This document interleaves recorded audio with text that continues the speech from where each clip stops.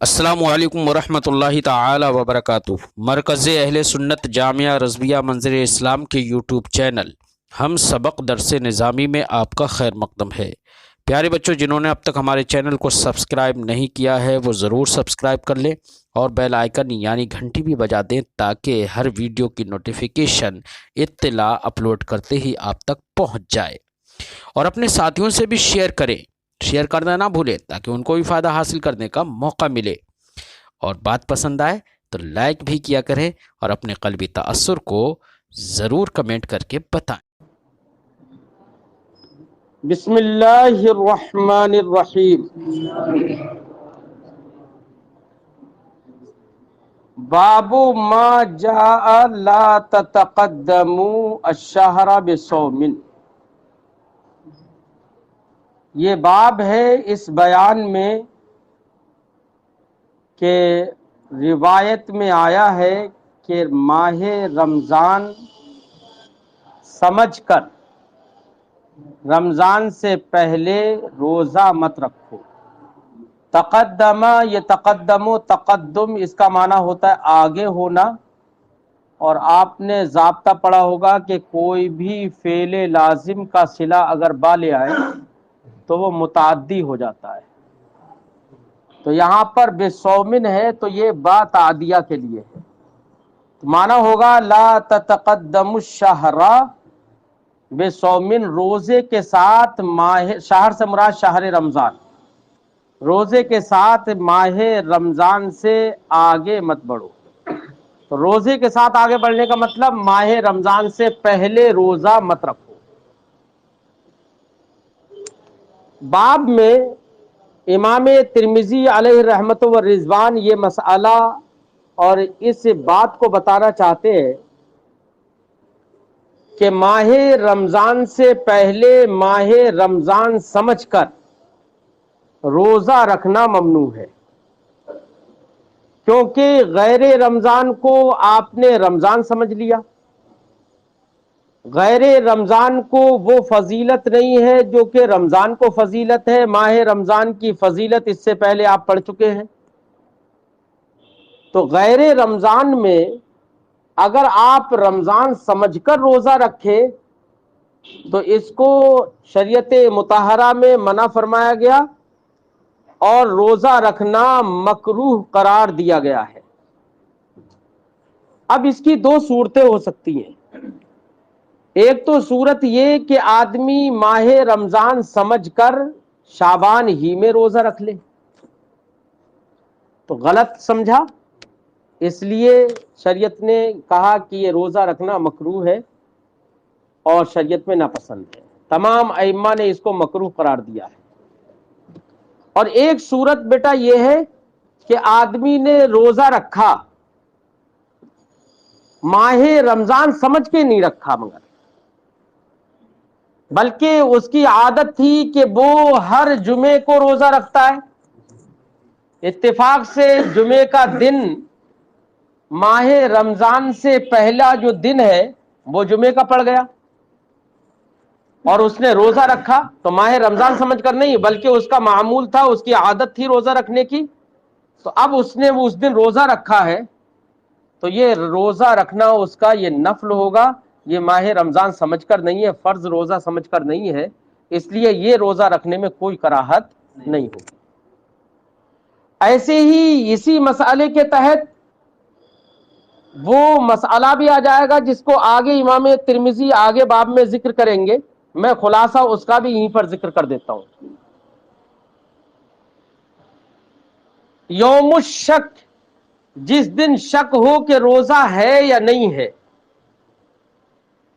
مثال کے طور پر ماہ شعبان میں 29ویں تاریخ میں مطلع گرد آلود تھا یا غبار آلود تھا یا بادل تھا، ابر آلود تھا،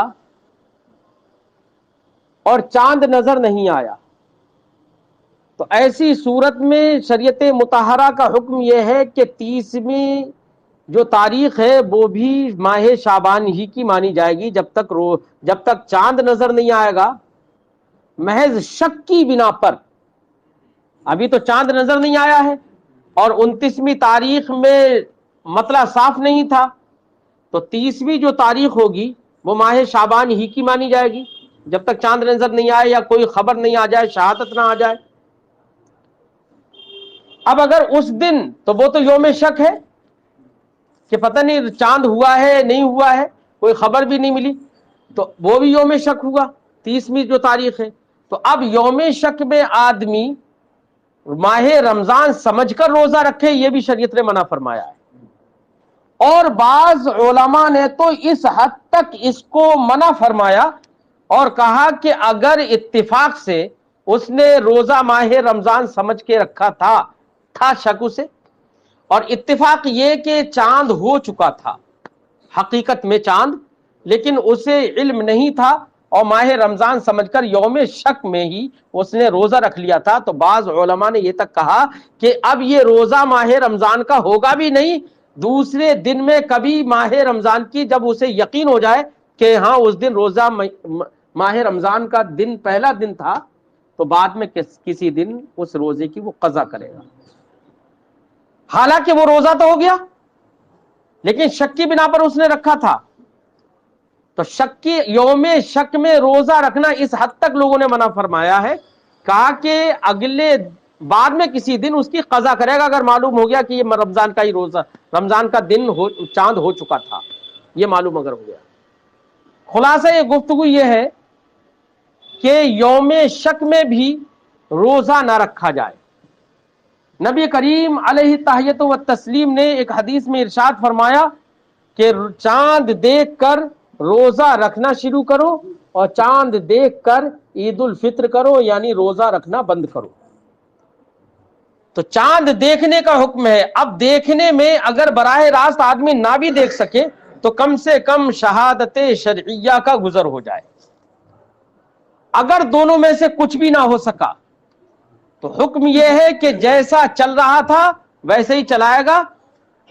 لہذا 29ویں تاریخ میں اگر چاند نظر نہیں آیا تو ایسی صورت میں، اور شہادت شرعیہ بھی نہیں، تو 30ویں تاریخ میں وہ ماہ شعبانی رکھا جائے، اور ماہ رمضان اگر چل رہا ہے تو 29ویں رمضان میں اگر چاند نظر نہیں آیا تو پھر 30 میں روزہ رکھے گا جب تک کہ شہادت شرعیہ کا گزر نہ ہو یا چاند نہ دیکھا ہو۔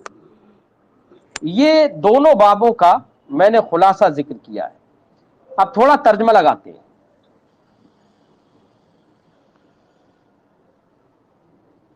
بابو ما جعل تتقدم الشہر بصوم، یہ باب ہے ان روایتوں کے بیان میں جو اس سلسلے میں آئی ہیں کہ روزے کے ساتھ ماہ رمضان سے مقدم مت ہو، روزے کے ساتھ یعنی روزے کو مقدم مت کرو، ماہ رمضان سمجھ کر ماہ رمضان کے علاوہ میں روزہ 1-2 دن پہلے سے رکھنا کوئی شروع کر دے کہ چلو رمضان کا روزہ، ماہ رمضان آ رہا ہے یہ بھی رمضان سمجھ کے ہی روزہ رکھ لے، نہیں، گویا کہ غیر رمضان کو رمضان کسی فضیلت کا گمان کرنا ہے، اس لیے علماء نے منع فرمایا، حدیث پاک میں بھی منع فرمایا گیا۔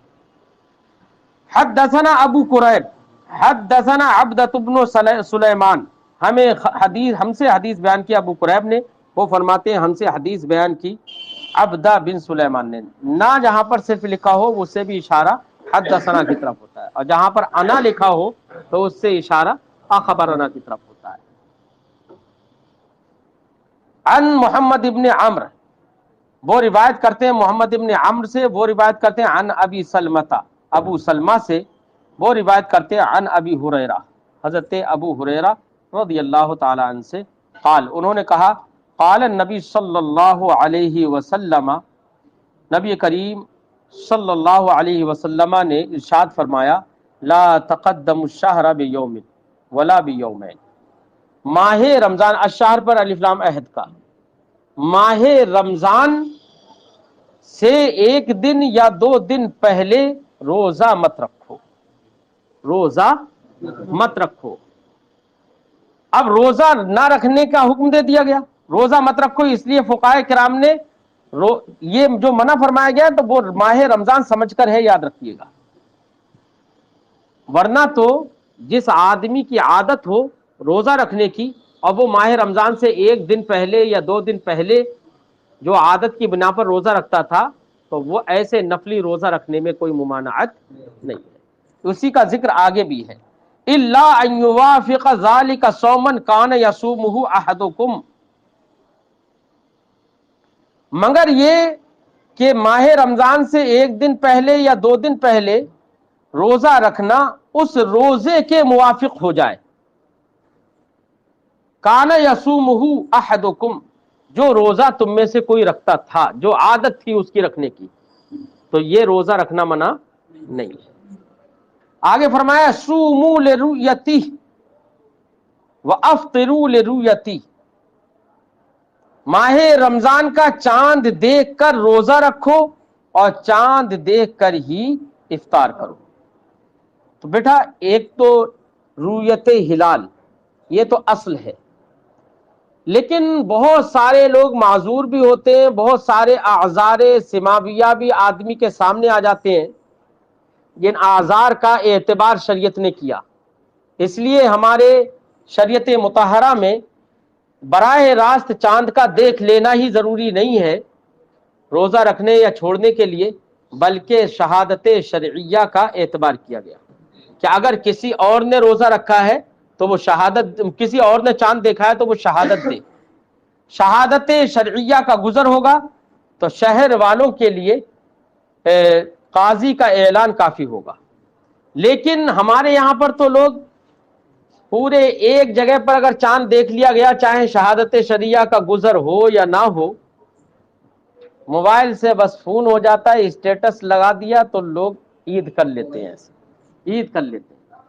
حالانکہ ان دو میں سے ایک امر کا ہونا ضروری ہے، یا تو دیکھے یا شہادت شرعیہ کا گزر ہو. اگر دونوں میں سے کچھ بھی نہیں ہے تو پھر ایسی صورت میں صرف موبائل اور واٹس ایپ سے خبر دے دینا یا اسٹیٹس لگانے سے، کسی کا اسٹیٹس پڑھ لیا، اس کے پڑھ لینے سے یہ لازم نہیں آتا ہے کہ عید کر لی جائے، اور اجازت نہیں ہے عید کرنے کی، یاد رکھیے.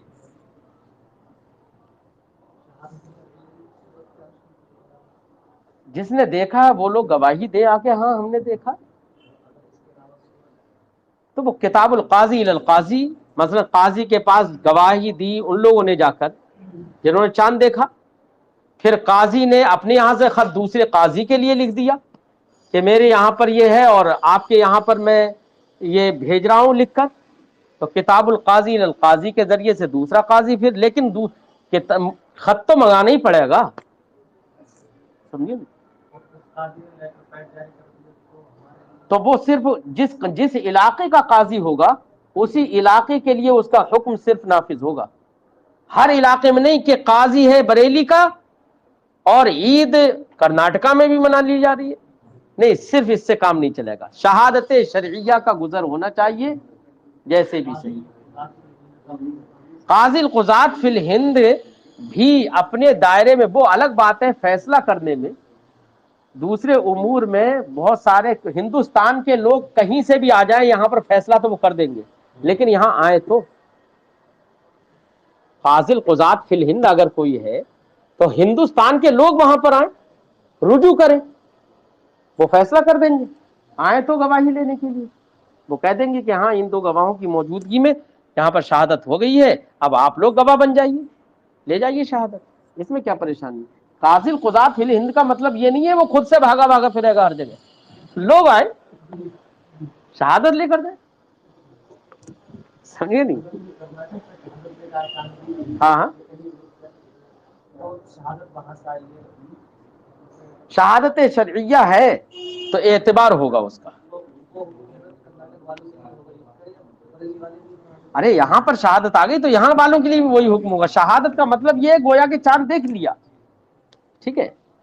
فرماتے ہیں سرکار نے ارشاد فرمایا صوموا لرؤیتہ، اس کو دیکھ کر روزہ رکھو، وافطروا لرؤیتہ، اور اسی کو دیکھ کر افطار کرو، یعنی روزہ رکھنا بند کرو، یعنی عید الفطر بھی دیکھ کر ہی کرو. فإن غم علیکم، تو اگر تم پر غمام طاری ہو جائے، غم نہیں، غمام نہیں، عید کا غم تھوڑی ہوگا. ہاں غمام مطلب بادل ہو جائے، مطلع صاف نہ ہو، فعدوا ثلاثین، اور چاند نظر نہیں آیا پھر تو سرکار نے فرمایا پھر 30 پورے کرو۔ کتنے کرو؟ 30 پورے کرو۔ تو مقام شک میں تو 30 پورے کرنے کا حکم ہے، سمجھے نہیں؟ اور رہا 31واں روزہ، تو میں بتا چکا ہوں اس سے پہلے کہ شریعت مطہرہ میں اعتبار اس جگہ کا ہے جس جگہ پر آدمی حاضر ہے۔ اگر وہاں پر شہود شہر ہے تو روزہ رکھے گا، چاہے 31واں کیوں نہ ہو جائے۔ ثم افطروا، پھر 30 پورے کرو، شمار کرو، 30 کی گنتی پوری کرو۔ ثم افطروا، پھر افطار کرو، یعنی پھر عید الفطر مناؤ۔ امام ترمذی فرماتے ہیں وفی الباب عن بعض اصحاب النبی صلی اللہ علیہ وسلم، اس باب میں کچھ اور بھی صحابہ کرام سے، اصحاب نبی سے احادیث مروی ہیں۔ کیا ہے؟ اخبرنا سے مراد یہ نہیں ہے کہ امام ترمذی کو خبر دی، بلکہ جو دیگر روایتیں ہیں جس نے روایت کی ہے اس کو نقل کر رہے ہیں یہاں پر، کہ روایت کرنے والوں نے یہ کہا ہے۔ کیا؟ اخبرنا منصور ابن المعتمر، روایت کرنے والے نے کہا ہمیں خبر دی منصور ابن معتمر نے، عن ربعی ابن حراش، وہ روایت کرتے ہیں ربعی ابن حراش سے، وہ روایت کرتے ہیں عن بعض اصحاب النبی۔ اب دیکھیے یہاں پر بھی صرف اتنا ہی ہے عن بعض اصحاب النبی، نام ذکر نہیں تھا، اس لیے امام ترمذی نے بھی یہی کہا بعض اصحاب نبی سے مروی ہے۔ اتنی احتیاط ہے، ورنہ تو آج کے زمانے میں تو لوگ صحت تعین کے ساتھ نام ہی لکھ دیں گے چاہے کہا ہو یا نہیں کہا ہو، ہے احتیاط اتنی۔ عن بعض اصحاب النبی صلی اللہ علیہ وسلم، ربیع ابن حراش نے روایت کی ہے بعض اصحاب نبی صلی اللہ علیہ وسلم سے، اور وہ بعض اصحاب نبی کون ہیں ان کا ذکر نہیں ہوا یہاں پر، اس لیے امام ترمذی نے ذکر نہیں کیا۔ عن النبی صلی اللہ علیہ وسلم، انہوں نے روایت کی نبی کریم صلی اللہ علیہ وسلم سے بنحو ھذا، اسی کی طرح جو ماقبل میں حدیث گزر گئی۔ مطلب اشارہ اس بات کی طرف ہے کہ صرف یہ ایک ہی روایت نہیں ہے، متعدد روایتیں اس معنی میں موجود ہیں۔ قال ابو عیسیٰ حدیث ابی ہریرہ حدیث حسن صحیح، امام ابو عیسیٰ یعنی امام ترمذی نے کہا ابو ہریرہ کی جو حدیث ما قبل میں گزری ہے وہ حدیث حسن صحیح ہے۔ مطلب یہ ہے کہ متعدد روایتیں ہیں، متعدد طرق سے حدیث مروی ہے، جیسے کہ ما قبل میں بتایا، تو کسی طریق سے یہ حدیث حسن ہے تو کسی طریق سے یہ حدیث صحیح بھی ہے۔ یہ نہیں کہ ایک ہی طریق سے حسن بھی ہے اور ایک ہی طریق سے صحیح بھی ہے، ایسا تو ہو ہی نہیں سکتا۔ اس کی وجہ یہ ہے کہ صحیح وہ ہوتی ہے جس میں 5 شرائط پائے جائیں۔ کیا؟ متصل سندہ بنقل عدل تام الضبط غیر معلل ولا شاذ، جو معلل بھی نہ ہو شاذ بھی نہ ہو۔ شاذ کے بارے میں آپ نے کل اس سے پہلے سوال کیا تھا کہ شاذ کسے کہتے ہیں، تو شاذ بیٹا مخالفت کا نام ہے، یہاں پر شذوذ کیا ہے؟ مخالفت کا نام۔ کوئی بھی راوی اپنے سے ثقہ راوی کی مخالفت کرے روایت حدیث میں تو ایسے راوی کی روایت کو کہا جاتا ہے کہ یہ شاذ ہے۔ مثلا کوئی ثقہ راوی ہے، اصحاب جرح و تعدیل نے ان کو ثقہ اور لائق اعتماد قرار دیا، انہوں نے حدیث کی روایت کی اور اس میں کوئی حکم ہے، اور ایک غیر ثقہ راوی دوسری حدیث کی روایت کرتا ہے اور اس میں اس کے متضاد حکم دیا جاتا ہے، تو ترجیح یہاں پر اس کو دی جائے گی جو ثقہ راوی نے روایت کی، کیونکہ وہ صحیح ہوگی اور یہ صحیح نہیں ہوگی۔ بات سمجھ میں آئی؟ ہاں، تو شاذ کا معنی ہوتا ہے غیر ثقہ کا ثقہ کی مخالفت کرنا۔ تو یہ حدیث صحیح ہے اور حسن ہے، تو حسن تو وہ ہوگی بیٹا جس میں کوئی نہ کوئی صحیح کی شرط نہیں پائی جائے، ایک آدھ شرط نہیں پائی جائے تو وہ حسن ہو جائے گی، اور صحیح ہوگی جس میں ساری شرطیں پائی جائیں، تو دونوں کا اجتماع ایک جگہ تو نہیں ہو سکتا۔ اس لیے ایک طریق سے ایک ہی حدیث صحیح بھی ہو حسن بھی ہو ایسا نہیں ہو سکتا، اس لیے متعدد طرق سے۔ اس لیے امام ترمذی نے جو یہ کہا حدیث حسن صحیح، تو کسی اور طریق سے حسن ہے اور دوسرے کسی طریق سے صحیح ہے۔ والعمل على هذا عند اہل العلم، اسی پر اہل علم کے نزدیک عمل ہے اسی حدیث پر. اور فرمایا گیا اور فقہا نے فرمایا کہ رمضان سمجھ کر رمضان سے پہلے روزہ نہیں رکھے گا اور چاند دیکھ کر ہی عید کرے گا اور چاند دیکھ کر ہی روزے رکھے گا. اس پر تمام اہل علم کا اتفاق ہے. والعمل على هذا عند اہل العلم، اہل علم کے نزدیک اس پر عمل ہے. کرہوا ان يتعجل الرجل بصيام قبل دخول شہر رمضان لمعنى رمضان، انہوں نے ناپسند کیا کہ آدمی روزے پہلے رکھے، جلدی کرے، روزہ رکھنے میں جلدی کرے، قبل دخول شہر رمضان، شہر رمضان کے داخل ہونے سے پہلے ہی. لمعنى رمضان، علت بھی بتا دی کہ کراہت کس وجہ سے ہے. لمعنى رمضان، روزہ رکھے پہلے سے معنی رمضان کی وجہ سے، یعنی ان دنوں کو بھی ماہ رمضان سے سمجھے، وہ عظمت مانے جو عظمت ماہ رمضان کی ہوتی ہے. وَإِن كَانَ رَجُلٌ يَصُومُ صَوْمًا، اور اگر کوئی آدمی ایسا ہے کہ جو روزے رکھتا ہے، جس کی عادت ہے، فَوَافَقَ صِيَامُهُ ذَلِكَ، تو اس کا روزہ رکھنا اس کے موافق ہو گیا، رمضان سے ایک دو دن پہلے روزہ رکھنے کی تاریخ آ گئی اس کی، تو وہ ماہ رمضان سمجھ کر نہیں رکھے گا، وہ اپنی عادت کے مطابق، معمول کے مطابق رکھے گا، تو اس میں کوئی کراہت نہیں ہے. فَلَا بَأْسَ بِهِ عِندَهُمْ، تو علماء کے نزدیک اس روزہ رکھنے میں کوئی کراہت نہیں ہے. پتہ چلا کہ کراہت رمضان سے پہلے تب ہے جبکہ رمضان سمجھ کر رکھے. حدثنا حناد حدثنا وکیع، امام ترمذی فرماتے ہیں ہم سے حدیث بیان کی حناد نے، وہ کہتے ہیں ہم سے حدیث بیان کی وکیع نے، وہ روایت کرتے ہیں علی ابن المبارک سے، عن یحیی ابن ابی کثیر، وہ روایت کرتے ہیں یحیی ابن ابی کثیر سے، وہ روایت کرتے ہیں عن ابی سلمہ، حضرت ابو سلمہ سے، عن ابی ہریرہ، وہ حضرت ابو ہریرہ سے روایت کرتے ہیں قال، انہوں نے کہا قال رسول اللہ صلی اللہ علیہ وسلم، رسول اللہ صلی اللہ علیہ وسلم نے ارشاد فرمایا لا تقدموا شہر رمضان بصیام، ماہ رمضان سے پہلے روزے مت رکھو، قبلہ، اس سے پہلے بیومن، ایک دن پہلے، اور یومین، یا دو دن پہلے روزے مت رکھو، الا، مگر، ان یکون رجل کان یصوم صوما فلیصمہ، مگر یہ کہ کوئی آدمی ایسا ہو جو روزہ رکھتا ہی ہو ان دنوں میں، اور پھر عادت کے مطابق ایک دو دن پہلے وہ دن آ گیا، فلیصمہ، تو وہ روزہ رکھے، اس میں کوئی کراہت. تو معنی علماء کرام کا جو قول ہے، حکم ہے، امام ترمذی نے اس کو مستدل اور مؤید بنانے کے لیے بالکل صریح حدیث اس پر ذکر کر دی. مزید اس لیے بھی ذکر کی کہ ما قبل میں بتایا تھا کہ یہ حدیث ایک طریق سے مروی نہیں ہے، متعدد طرق سے مروی ہے، تو ایک دوسرا طریق بھی یہاں پر ذکر کر دیا. قال ابو عیسیٰ، امام ترمذی ابو عیسیٰ فرماتے ہیں ھذا حدیث حسن صحیح، یہ حدیث بھی حسن صحیح ہے، اس کا مطلب اس حدیث کے بھی متعدد طرق ہیں. باب ما جاء فی کراہیت صوم یوم الشک، مفہوم بتا چکا ہوں اس باب کا بھی، یوم شک میں روزہ رکھنے کی کراہیت کے سلسلے میں یہ باب ہے. حدثنا ابو سعید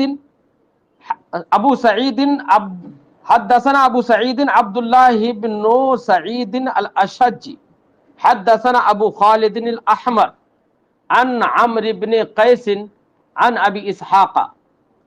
امام ترمذی فرماتے ہیں ہم سے حدیث بیان کی ابو سعید عبداللہ ابن سعید اشج نے، وہ کہتے ہیں ہم سے حدیث بیان کی ابو خالد احمر نے، وہ روایت کرتے ہیں عمرو ابن قیس سے، وہ روایت کرتے ہیں ابو اسحاق سے، وہ روایت کرتے ہیں عن صلۃ ابن ظفر، صلہ ابن ظفر سے.